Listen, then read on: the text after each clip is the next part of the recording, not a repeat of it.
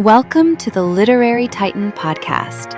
In every episode, we dive into a book we've just read and share our thoughts, from best-selling authors to rising literary stars. We read it. Now let's talk about it.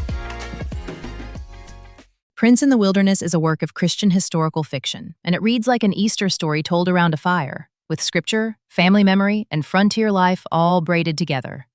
Set in 1846 Indiana, it follows Laurent Fontaine, a young man standing between boyhood and adulthood as he moves to the demands of family, faith, wilderness, and first love. Around him, the novel builds a full household world: his mother and father, his younger sisters, the rhythms of trapping and homesteading, and a deep sense that the natural world is not just background, but part of the book's spiritual language. I enjoyed the book's warmth. It's earnest in a way that can feel rare now. The family scenes are where it really comes alive. The joking between Laurent and his sisters, the meals, the storytelling, the small household rituals, all of that gives the novel its pulse. I also liked how much the authors trust the domestic details. Food, chores, baths, tools, prayer, reading aloud, all of it matters. That gives the story weight. The prose is very rich. Still, I never doubted the sincerity behind it.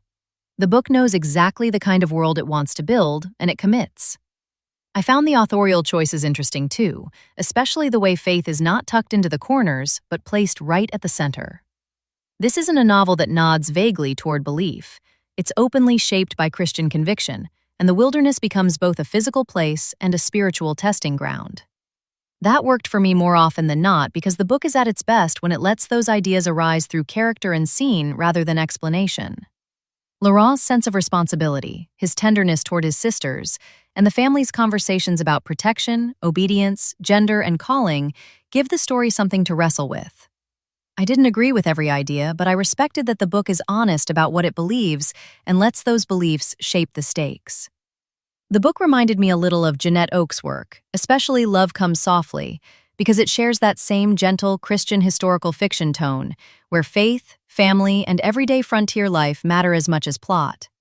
There is also a touch of Laura Ingalls Wilder in the attention to household rhythms and the feel of the natural world, though Prince in the Wilderness is more openly devotional.